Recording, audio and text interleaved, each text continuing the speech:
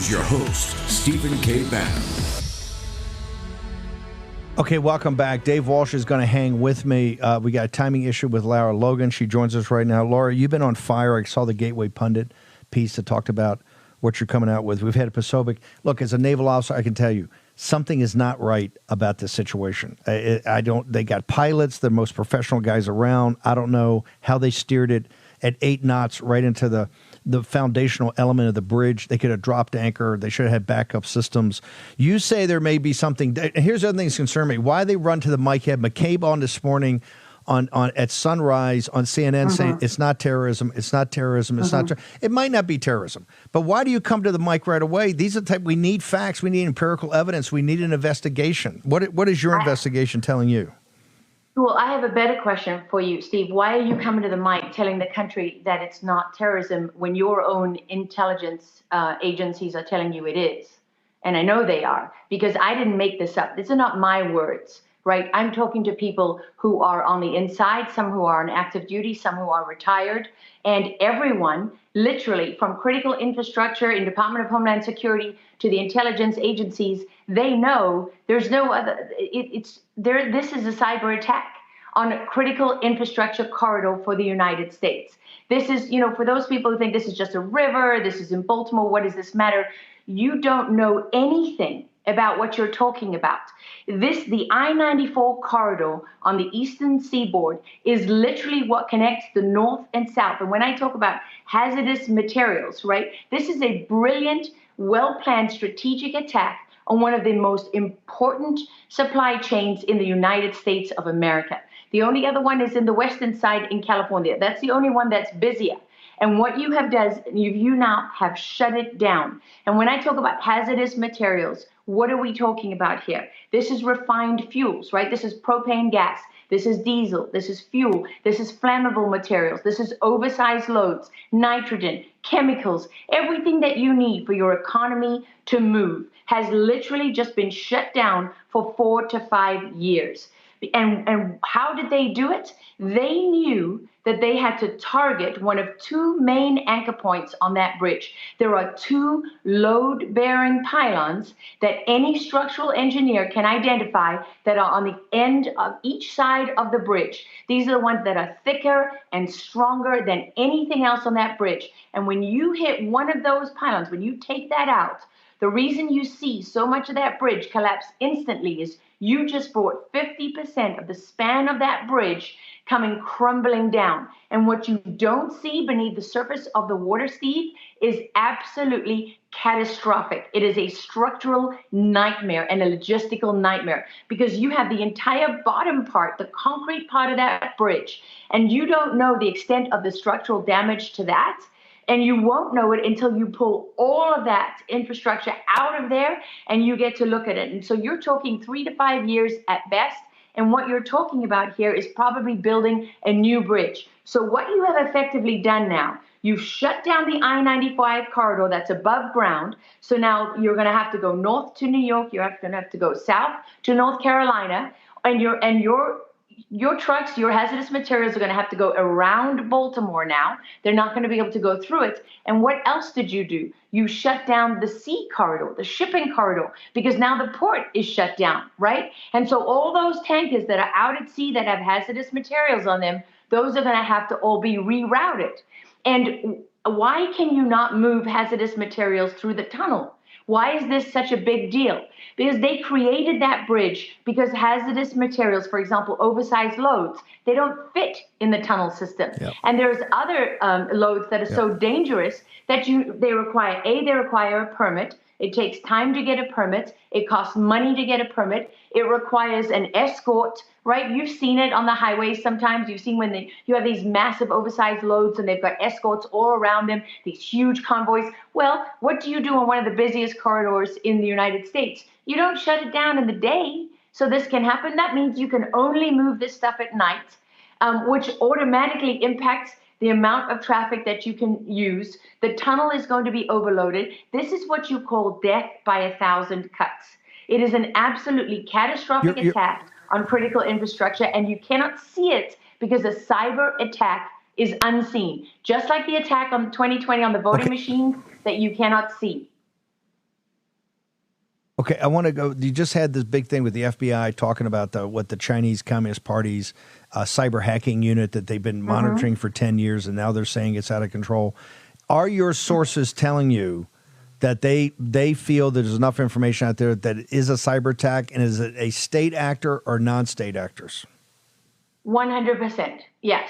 They are saying that this is a cyber attack. You didn't have a terrorist group board the ship and commandeer it and take it over. You had somebody hack into the systems on board the ship, the GPS system, and reroute that ship. They did it in the middle of the night because they didn't want the crew to be awake. They didn't want everybody to be on full high alert. They wanted everybody to be asleep and you trying to wake people up and rouse people, because when I spoke to one individual who has, let's just say he worked in Baltimore for many, many years and was there when that bridge was opened. He knew when he looked at the security camera video of the harbor, the long version, the 7 minutes, he knew from the start of that video when he looked at that ship that it was not in the channel.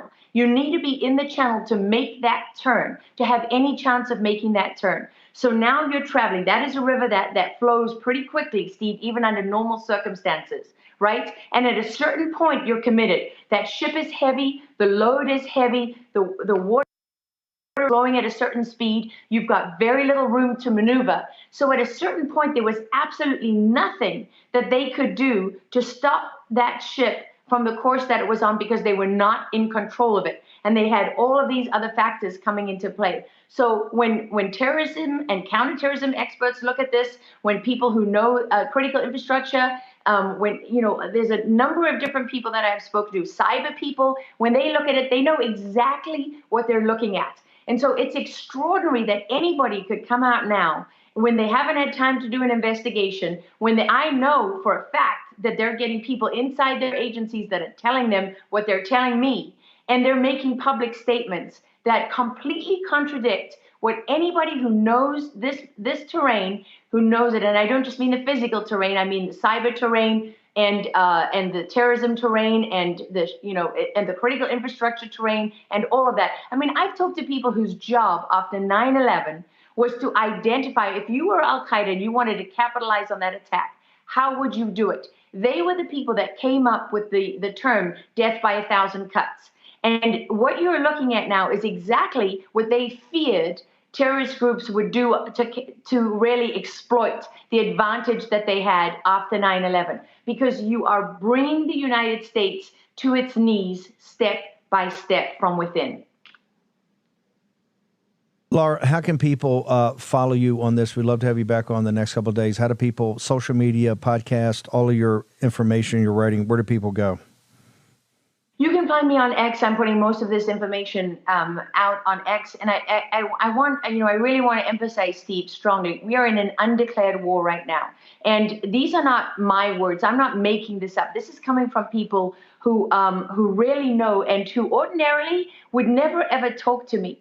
But we've reached a point in this city. I think, if you look at the quote of one of the intelligence analysts that I spoke to, right? I'm just going to read it to you very, very briefly, okay? It's not long, and it really sums it up. He said, they have figured out how to bring us down. As long as you stay away from the teeth of the U.S. military, you can pick the U.S. apart. We are arrogant and ignorant, a lethal combination. Obama said they would fundamentally change America, and they did. We are in a free-fall ride on a roller coaster right now. No brakes, just picking up speed. And I would urge people, watch very carefully the people that tell you that this attack doesn't matter. Stop following them on Twitter. Discount everything they say because they're either totally ignorant and useless or they are a plant. And there's a lot of anons out there, right? And I follow a lot of anons. And I appreciate and respect the work that they're doing. But we're in a moment of truth now. We have very, very little time. When you start to shut down, hazardous materials and the shipment of fuel, you know what that means. It means everything goes up. It means food goes down. The access to food and critical infrastructure, that means that goes down. Prices go up. This is catastrophic for the American people, and it's catastrophic for this country.